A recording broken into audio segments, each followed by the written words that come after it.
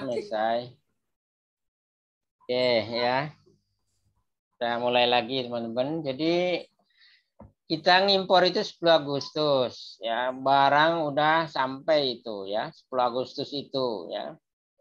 Kita sudah diberitahu oleh prinsipal kita di luar negeri atau PT Jojo, karyawannya sudah komunikasi dengan prinsipalnya di luar negeri bahwa barang sudah dikirim ya. Mungkin dikirimnya dari Jepang atau dari Tiongkok ya, dari Tiongkok. Dan baru nyampe 11 Agustus ya. Tapi dengan telegraphic transfer kan ada bukti bahwa ada tagihan ocean freight atau AWB. Ya. Ada tagihan. Berarti kan barang nggak mungkin dong eksportir di Tiongkok nipu. Maksudnya kan kita takut tertipu ya. Makanya kita bayar hari ini juga. Jadi pengertian PIB tanggal 11 Agustus itu kan PIB itu kan yang mengeluarkan bea cukai di Priok ya, di Tanjung Priok. Ya. Bea cukai di Tanjung Priok. Kan antara kapal dengan eksportir itu saling komunikasi ya. Kapal yang bawa barang dari Tiongkok dengan eksportirnya di Tiongkok itu berkomunikasi. Jadi kalau misalnya nyampe di Priuk bersandar misalnya tanggal 10 Agustus juga, maka si prinsipal kita di luar negeri sudah nelpon itu, Pak, barang Anda sudah sampai di Priuk, mungkin dokumen baru jadi besok 11 Agustus gitu ya. Tadi kan ada yang tanya, lo PIB-nya kok tanggal 11 Agustus? Tapi 10 Agustus kita sudah diberitahu bahwa barang sudah nyampe di pelabuhan. Kan ada dwelling time ya, ada waktu bongkar segala macam, sehingga PIB-nya mungkin 1 hari ya. Ini sudah cepat sebetulnya teman-teman. PIB itu bisa 4 hari dari barang bersandar di pelabuhan ya. Ada yang 7 hari malah ya. Ini saya hitung 1 hari biar kalian nggak bingung ya. Jadi antara PIB dengan kita mengirim uang itu tidak tertipu lah. Jadi kenapa PT Jojo berani mengirim uang pada tanggal 10 Agustus? Karena dia sudah yakin bahwa barang sudah bersandar di pelabuhan. Tidak mungkin barang tidak dikirim ya. Tagihan asuransi sudah ada, sudah kita kirim ya. Sekalian bareng dengan tagihan harga dan tagihan freight ya, ongkos angkut untuk membawa barang kita dari pelabuhan asal, dari port of origin sampai dengan port of destination di Priok ya. Tadi yang nanya itu ya, kenapa hanya beda sehari 11 Agustus? Ya wajar dong ya. Karena kapal sudah bicara dengan prinsipal di Tiongkok bahwa barang sudah bersandar di Priok tanggal 10 Agustus. Lalu pasti ada komunikasi antara prinsipal kita di Tiongkok dengan karyawan PT Jojo. Dan dia nagih sebetulnya. Oh, barang Anda sudah nyampe loh di Priok ya. Silahkan Anda transfer untuk membayar harga ya, cost, membayar insurans dan freight-nya. Tagihannya ada semua dan biasanya menggunakan faksimil ya. Jadi di fax ya. Faksimil lalu nanti PT Jojo akan membayar. Kenapa PIB-nya beda 1 hari ya? Bisa saja PIB-nya bareng dengan hari itu. Tapi itu sangat susah ya. Mungkin hanya di pelabuhan-pelabuhan yang sudah modern ya bisa begitu. Jadi datang barang hari ini, PIB langsung hari ini. PIB itu kan pemberitahuan impor barang. Ya. Importer notice ya. Cuma di Indonesia kan jadi pemberitahuan impor barang. Paham teman-teman ya? Jadi gimana tadi urusannya? Ada yang sudah angkanya dapat? Debitnya pembelian atau persediaan sebesar CIF ditambah bea masuk. Lalu PPN masukan sebesar 10% dari CIF dan bea masuk dijumlahkan. Ya, bukan dijumlahkan 10% kali CIF plus bea masuk. Lalu PPh pasal 22, uang muka PPh pasal 22, 2,5% kali nilai impor. Kreditnya bank. Jangan kas, bank, karena tidak bayar tunai ya, kita transfer. Ada pertanyaan? Berarti kita bikin jurnalnya itu tanggal PIB atau tanggal 10 ya Pak? Tanggal 10 Agustus. Tanggal 10 Agustus. Berarti PIB itu nggak ngaruh apa-apa kan ya Pak? ngaruh ke dokumen saja. Berarti secara dokumen ya, bea cukai ya akan menagih ya ke kita. Ya. Saya mau tanya, bisa dipisahkan sih untuk PPh pasal 22 dan PPN. Kalau mau jurnalnya satu-satu, kalian buat CEF dulu ya. Debitnya berarti pembelian ya. CEF $115.000. Kreditnya bank. TT per 10 Agustus. Itu ya. Terus jurnal yang kedua per 11 Agustus tapi. Kalau mau dipisah ya. Jurnal kedua per 11 Agustus. Debitnya bea masuk sebesar 5% kali CIF. Ditambah PPN masukan sebesar 10% kali CIF tambah bea masuk. Terus PPh pasal 22 2,5% kali CIF ditambah bea masuk. Kreditnya kas. Boleh dua begitu. Tapi kalau disatukan pun ya, disatukan pun karena begini. PIB akan keluar jika bea masuk sudah dibayar. Ngerti nggak kalian ya? PIB itu akan keluar nomornya dokumennya jika sudah dibayar. Jadi kalau kita bayar 10 Agustus juga nggak masalah. Kenapa? Karena tagihannya ada semua kok, fleksibel. Bisa paham nggak teman-teman?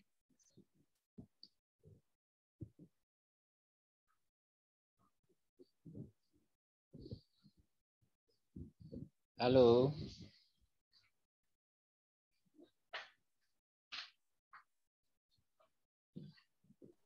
Berarti kalau bikinnya tanggal 11 salah ya Pak? Gimana? Kalau nulis tanggalnya tanggal 11. Kalau tanggalnya tanggal 11. Salah ya Pak? Kalau tanggalnya tanggal 11 berarti ya nanti telur dulu apa ayam dulu. Karena PIB tidak akan keluar ya. Pemberitahuan impor barang tidak akan keluar dokumennya. Kalau bea masuk, CIF, ya PPN dan PPh belum dibayar. Jadi dibayar 10 Agustus pun nggak masalah. Toh dokumennya baru diurus besok paginya. Transfernya kan hari ini. Ya. Masuk ke PPh pasal 22, masuk ke bea cukai untuk bea masuk dan masuk ke kas negara PPN hari ini tanggal 10 Agustus nggak apa-apa. Masalahnya bukan pengaruh dan tidak pengaruh ya. 11 Agustus itu kan dokumen dibuat 1 hari kemudian. Ya. PIB itu kan pemberitahuan impor barang ya Pak. Jadi Ya. tuh dia barangnya baru diimpor tanggal 11 gitu. Jadi Bukan. uangnya dulu. Bukan. Apa gimana tuh? Barang sudah diimpor mungkin tanggal 5 Agustus. Ngerti nggak? Gitu. Barangnya 5 Agustus dari Tiongkok. Kalau 7 hari atau 6 hari, perjalanan berapa hari itu antara Tiongkok Priok lah ya. Misalnya dari Nanjing sampai Priok, berapa hari? Kalau 7 hari mungkin tanggal 3 Agustus. Cuma kan dia nggak bisa nagih. Prinsipalnya yang jual di luar negeri di Tiongkok itu nggak bisa nagih. Kenapa? Karena barangnya belum di sampai. Iya kan? Nah, begitu nyampe di masuk Priok, daerah pabean. dengarkan ya. Begitu masuk daerah pabean, si kapal pasti nelpon ke eksportirnya. Barang yang Anda kirim melalui kapal saya, ini sudah nyampe, sudah bersandar di Priok. Tanggal 10 tuh. Ya kan? Otomatis hari itu juga dia nagih, barang Anda sudah ada. Berarti kan kemungkinan nipu nggak ada kan? Kan kemungkinannya tertipu toh. Kita bayar melalui transfer, barangnya nggak dikirimkan itu. Nah ini sudah ada barangnya di Priok. Dan maksimal jalan, misalnya berapa kosnya, berapa insuransinya, berapa freight-nya sudah ada. Terus dari bea masuk juga sudah ada pemberitahuan dari bea cukai. Ini bea masuknya sekian, 5%. Sudah ada tagihannya, tanggal 10 juga. Ya. Otomatis PPN harus dibayar sebelum PIB muncul, sebelum PIB keluar. Karena kalau tidak dibayar bea masuk, tidak bayar PPN dan PPh pasal 22, Jangan harap barang keluar dari pelabuhan. Bisa tertunda sampai 15 Agustus, 20 Agustus. Kalau belum dibayar nggak akan bisa. Jadi PIB biasanya memang belakangan dibanding pembayaran. Pembayaran mesti duluan. Paham ya? Jadi beda 1 hari adalah hal yang tidak masalah. Kenyataan bisa beda-beda. Beda 3 hari 4 hari ya. Bongkar muat itu lama di Priok itu. Ya, ini yang dikeluhkan Presiden Jokowi kan. Kenapa bongkar muat? Ini ada yang ngecat kenapa nih? Mohon maaf Pak, boleh disebutkan lagi akun-akun tanggal 11 Agustus. Loh, ini ada yang milih tanggal 11 Agustus ya? Ya. Saya lebih menyarankan 10 Agustus dibayarnya. Diurus PIB-nya 11 Agustus. Sekaligus ngeluarin barang dari pelabuhan. Paham ya teman-teman? Kalau tadi dipisah, sekali lagi ya. Yang ke luar negeri kan 3 item. Ya, kos 100.000, insurans 5%. Ini perusahaannya beda-beda loh di luar negeri itu. Yang punya barang itu berbeda dengan yang asuransi, perusahaan asuransi. Terus freight itu dibayarnya ke kapal, ke pemilik kapal di Tiongkok. Jadi CIF itu harus dibayar 10 Agustus. Kenapa? Karena mereka sudah bilang bahwa barang Anda sudah sampai di pelabuhan Anda. Itu. Ya. Sudah di port of destination, di POD. Ya, udah di port of destination. Udah nyampe. Jadi yang CIF harus dibayar tanggal 10 juga. Nah, kalau bea masuk dibayar tanggal 11 ribet. Ngurus barangnya kapan? Nah, gitu loh maksud saya. Jadi kalau ada yang nanya, kalau mau dipisahkan silakan saja. Oh, bayar bea masuknya tanggal 11. Berarti debitnya bea masuk 5% kali CIF. PPN tanggal 11 juga berarti PPN masukan 10% kali CIF ditambah bea masuk, ya kan? Terus untuk PPH, uang muka PPh pasal 22, 2,5% kali CIF ditambah bea masuk. Itu debitnya 3, kreditnya kas bisa, tunai. Ya, tapi kalau yang CIF itu pasti bank.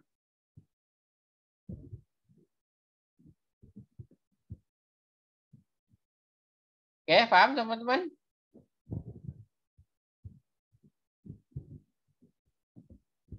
Jadi saya sarankan mending dibayar hari itu juga, tanggal 10 Agustus.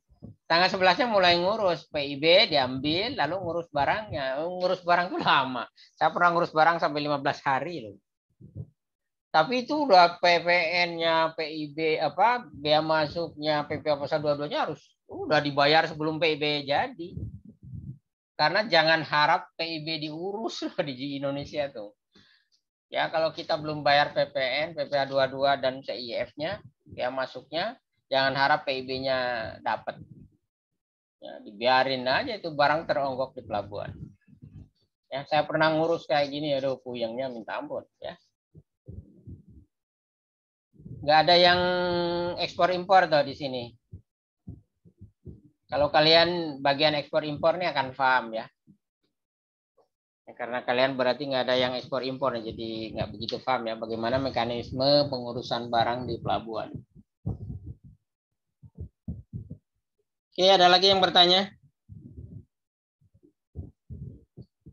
Kalau mau dipisahkan juga saya betulkan. Cuma secara teknis nanti yang bayar duit, ya bayar duit, bayar bea PPN, bayar bea masuk, bayar PPh 22, udah itu ngurus barang, ngurus PIB dulu. PIB itu diurus loh. Ngurus PIB dulu, udah gitu baru ngurus pengeluaran barang. Bisa 3-4 hari ini, ya. Jelas teman-teman? Jelas, Pak. Oke, ada lagi yang ditanyakan? Bapak, itu kan tadi katanya jurnalnya boleh 1 ya, Pak? Ya. Kalau misalnya 1 kan kreditnya berarti kas. Ada kas, ada bank. Nah, kalau misalnya 1 berarti tetap ya, banknya banknya juga CIF, ya? yang banknya itu untuk CIF itu pasti bank ya. Bea masuk bisa kas, PPN bisa kas, PPh 22 kas.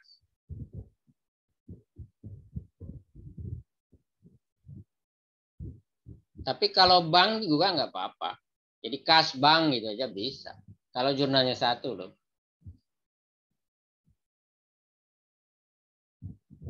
Ada lagi yang mau bertanya?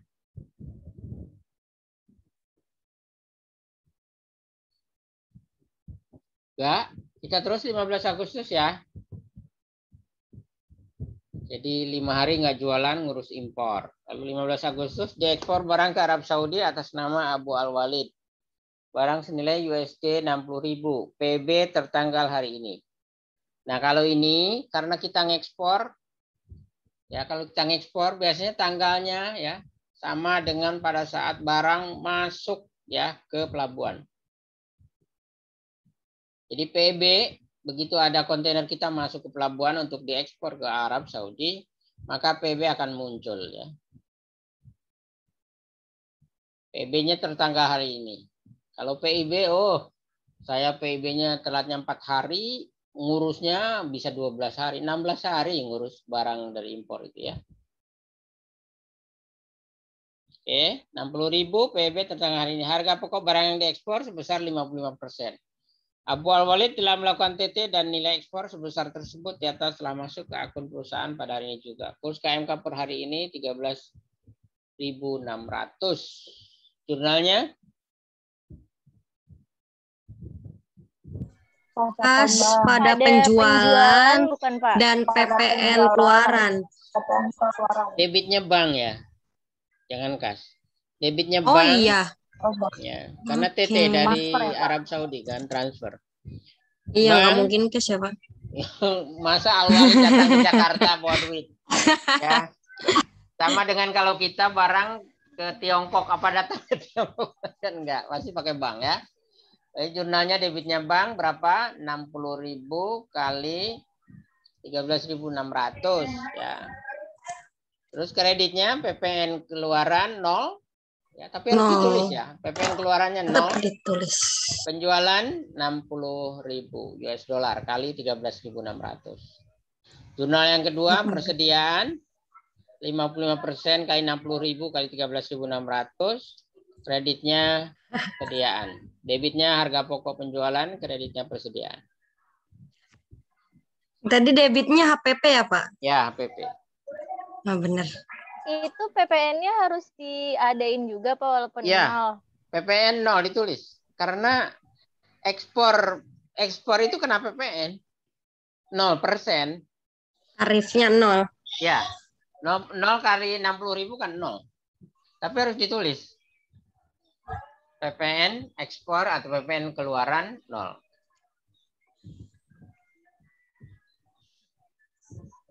Ya kalau nggak menjurnal juga nggak saya salahkan ya. Tapi kalian harus paham bahwa PPN ekspor itu dikenakan cuma 0%. Jadi harus ada tulisannya PPN keluaran 0.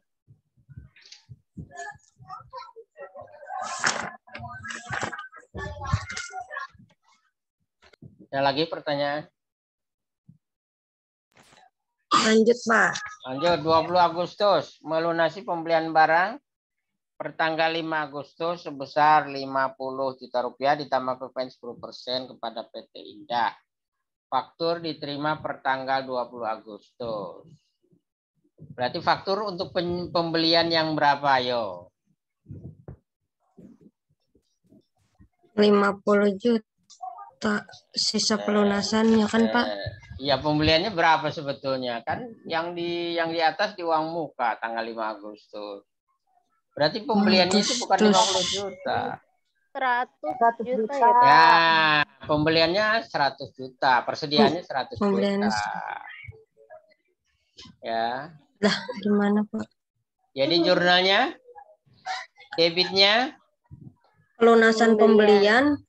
kok pelunasan pembelian jurnalnya. Oh, pembelian Ada aja ya, Pak? Pembelian. Ya. Pembelian atau persediaan berapa? 55 juta. Nah, 55 juta. Saya Itu jadi makasnya dua dong. gitu, Pak. Saya jadi 2 gitu 50 jurnalnya. juta ya, Pak? Kalau saya gini, Pak.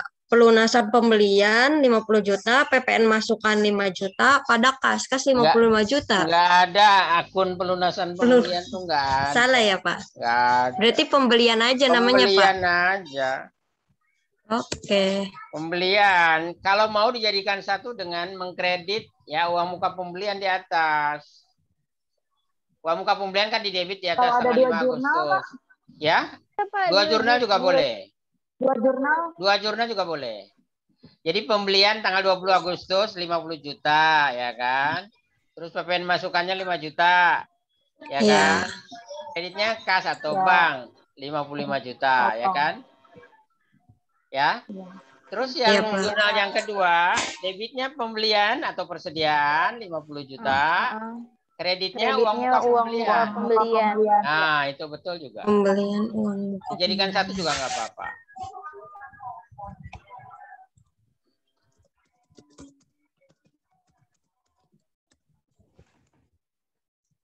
Ada lagi pertanyaan? Pembelian. Saran saya mending dua jurnal biar kalian paham. Oh, ini untuk mengkredit uang muka pembelian yang tanggal 5 Agustus. Jadi ada dua jurnal ya, saran saya. Kalau dijadikan satu memang kalian ini gimana ribet, bukan ribet, belum mudeng ya, belum ngeh. Ada lagi pertanyaan? Berarti yang kalau yang jurnal yang satunya lagi cuman apa debit sama kreditnya cuma 50 juta ya, Pak? Iya. Yang tadi. Ya, PPN-nya kan sudah diakui di 5 Agustus. Oh, tapi tanggal 20 yang jurnal pertamanya kena PPN kan, Pak? Iya. Debitnya pembelian 50 atau persediaan, PPN masukannya 5 juta, kreditnya kas bank 55 juta. Iya, Pak.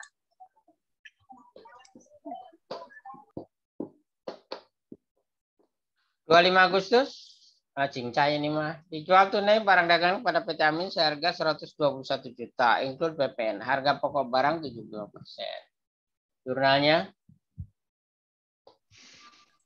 Kas pada penjualan dan PPN keluaran. Berapa angkanya?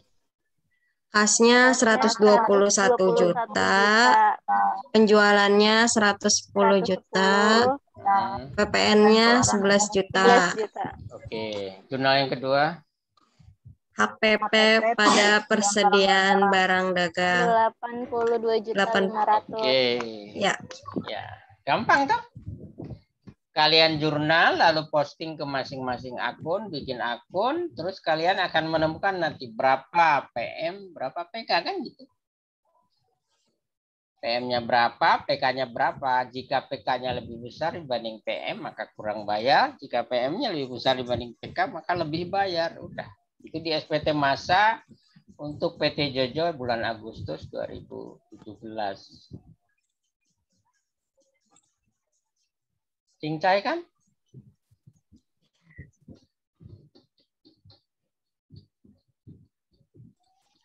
Bapak mau nanya soal yang kemarin nih Pak. Soalnya banyak banget yang nanya juga. Saya nggak sadar juga tuh. Waktu kemarin kan Bapak ngasih soal yang angsuran-angsuran itu Pak. Kan dia kena sesi dia ada keberapa? Sesi keberapa? Sesi 6 Pak. Sesi 6. Nanti dulu ini kan baru jawab sesi 4 dulu, ntar dulu iya, satu-satu. belum Ada selesai ya Pak? Iya belum. Siapa tahu ada yang masih belum mengerti, silahkan. Nanti pindah lagi bingung nih, yang ini aja belum selesai. Ntar dulu ke pertemuan 6 nanti, ini screen sharingnya juga kan nggak ada. Ada yang bertanya teman-teman, sekali lagi yang menjurnalnya salah, dibetulkan ya. Karena fatal ya, begitu jurnalnya salah ya otomatis jawaban kalian pasti salah. Saya ngoreksi akuntansi itu gampang, jadi kalau ada satu jurnal yang salah berarti salah. Nggak mungkin lebih bayar kurang bayarnya benar ya.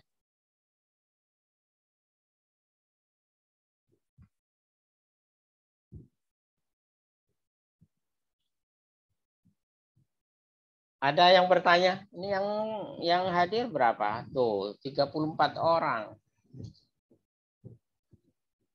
Ada yang bertanya dari yang ini kan yang apa Srewuk gitu kan yang hanya 45 orang ini yang Srewuk.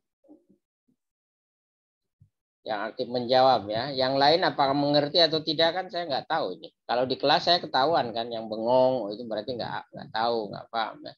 Tapi kalau di daring kayak gini susah.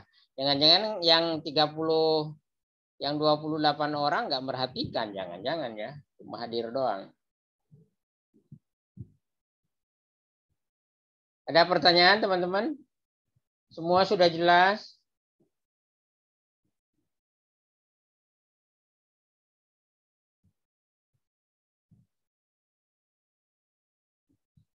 Nggak ada jawaban nih, berarti sudah jelas ya?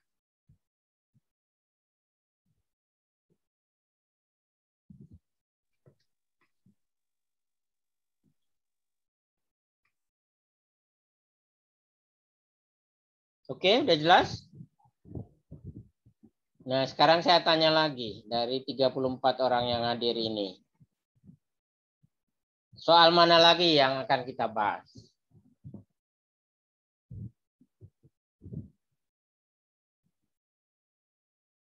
Jadi nggak perlu nanya Japri ke saya, Pak Dadang tolong jawaban yang benernya. Nah, itu saya kan harus jawab satu-satu. Kan soalnya banyak ya, pertemuan 1 sampai 6 itu mungkin lebih dari 5 soal. Saya jawab satu-satu. Terus ya, jadi saya lebih cenderung kalian aktif berdiskusi ya dengan teman-teman. Ya.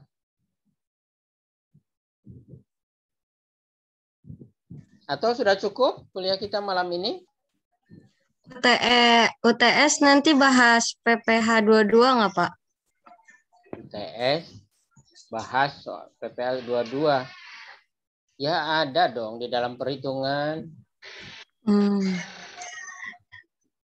Waktu itu Pak kan kita dapat soal PPH 22 tuh lumayan banyak.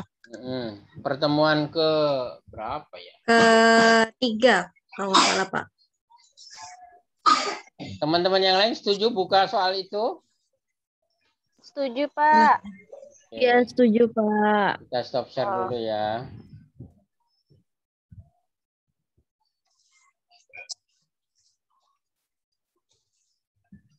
Per sesi 3 ya.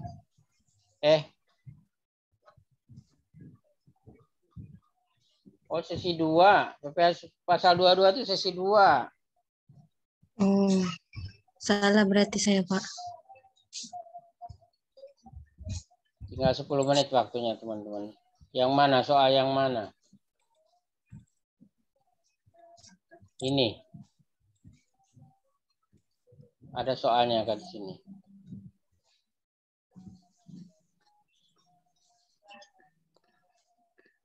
Ini kan sudah.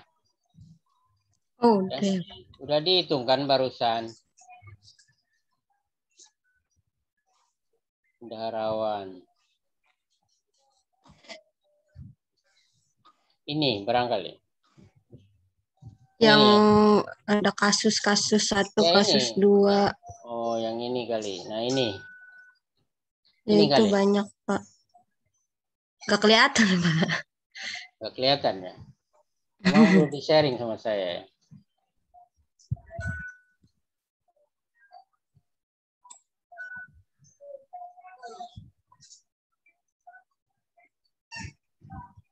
Ini bukan. Bisa kalian lihat. Nah, iya, Pak. Iya, Pak, yang itu. Oke, sepakat ini dibahas. Oke, kasus 1 ya. Bendahara Dispenda Bekasi membeli komputer untuk keperluan kantor dengan harga 100 juta. Harga tidak termasuk PPN dan atau PPNBM. Hitung berapa PPh pasal 22 yang harus dipungut bendahara sebagai pemungut pajak dan buat jurnalnya pada saat dibayarkan. Berapa PPh yang dipungut oleh bendahara? Yang dipungut bendahara PPh pasal 22-nya 1.500.000, benar nggak tuh, Pak? Nah, berarti kan 1,5%, ya kan? 1,5%. Ya. Terus penjual mengut PPN tidak? Menjual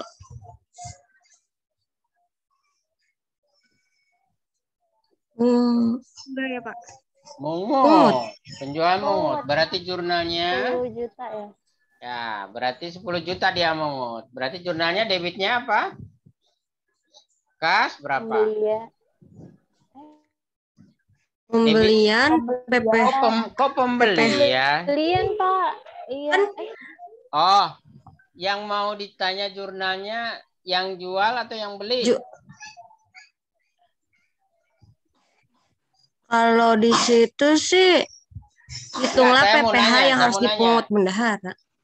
Ya, kan hitung berapa PPh pasal 22 yang harus dipungut bendahara sudah ketemu kan tadi 1,5% kan Ya. 100 juta kan 1,5 juta sebagai pungut pajak. Dan buat jurnalnya pada saat dibayarkan berarti yang diminta adalah jurnal yang harus dibuat oleh bendahara ya. Iya, Pak. Berarti bendahara yang ditanyakan kan berarti debitnya apa? Pembelian. Bukan pembelian dong, pembelian. karena bukan membeli barang dagangan. Jurnalnya apa?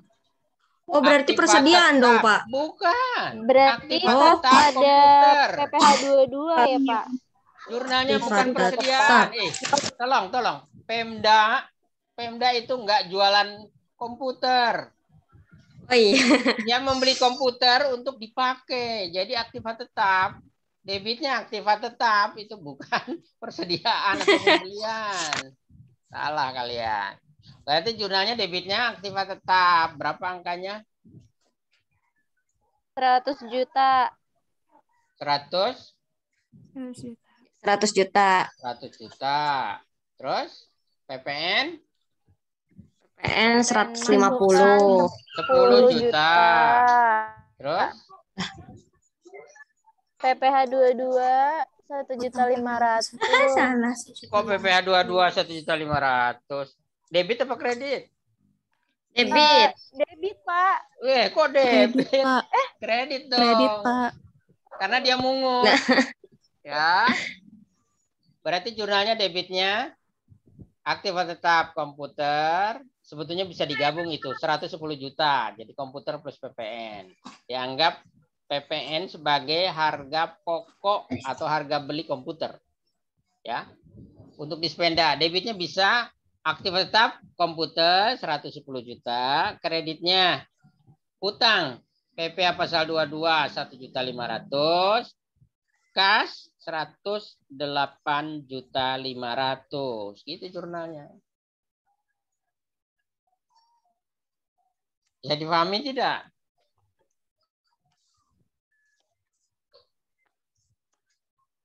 Salah saya, Pak. Enggak apa-apa, salah juga.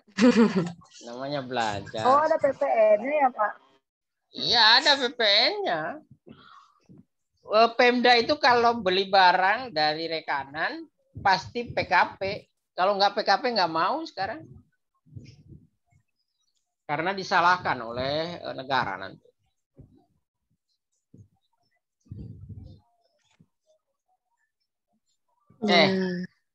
Jelas ya?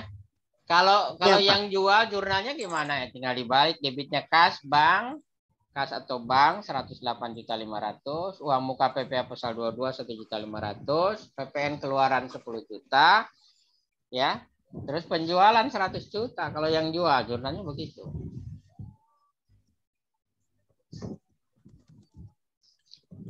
Oke, kasus 2. KPP Pratama Cikarang Selatan mempunyai kegiatan pengadaan barang modal. Nah ini barang modal, mesin absensi. Jadi jangan membeli barang atau persediaan barang ya. Masa KPP jualan mesin absensi? Ya. Mesin absensi yang ada pada DIPA tersedia anggaran 99 juta. DIPA itu apa? Daftar isian penggunaan anggaran. 99 juta. Ya. Dana yang tersedia pada DIPA sudah termasuk PPN-nya. Hitung pasal 22 yang harus dipungut jika rekanan PD Jaya Selalu belum memiliki NPWP.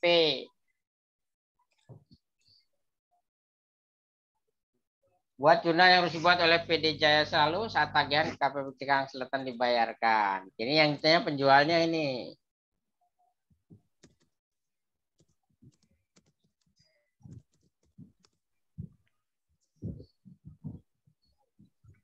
Ada yang jawab? Saya bertanya harga beli KPP untuk mesin absensi dari PD Jaya Selalu berapa?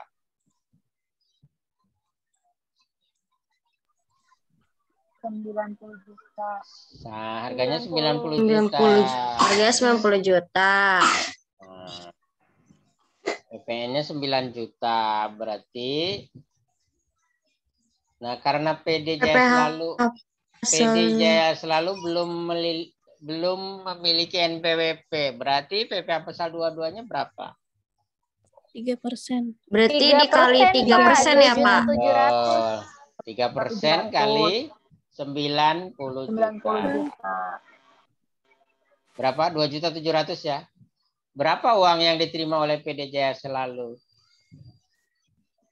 96.300.000, Pak. 300. Ya, ada yang cerdik nggak? Salah kalau 96.300. 80. Apanya tadi, Pak? Berapa uang atau jurnal yang dibuat oleh PD Jaya Selalu deh sesuai dengan pertanyaan. Kas pada penjualan. PPh 22 di PPh 22-nya di itu ya. pada penjualan.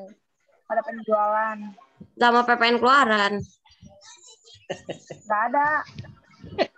Ada kan nggak ada NPWP? Nggak ada. Kan Nggak punya NPWP. Oh iya. Saya mau tanya, PD Jaya Selalu nagih PPN nggak? enggak, Pak. Enggak, Oh iya. karena dia bukan PKP. Tapi di dalam anggaran negara, anggaran KPP, anggaran Pemda itu harus plus PPN. Jadi seolah-olah PPN-nya dipegang sendiri oleh KPP. Jadi PPN-nya tetap dihitung. Ya. Nah, gimana itu, Pak? Ya, berarti dia KPP sebagai pemungut PPN. Jadi mungut diri sendiri Ya, dong, mungut Pak. diri sendiri dan disetorkan. Bisa gitu. Oh, bukan bisa begitu kan? Ada yang namanya PPN itu pemungut ya, BUMN ya, termasuk penyelenggara negara. Dia boleh memungut PPN dari penjual yang tidak punya, bukan PKP, yang tidak punya NPWP. Tapi dia harus ngitung, oh PPN-nya ada, gitu. Itu ketentuan. Berarti kalau di jurnalnya si KPP ini ada PPN-nya gitu, Pak. Tapi Ya. kalau di jurnalnya PDJ Selalu nggak ada. Nggak ada. Kayak ini yang ditanyakan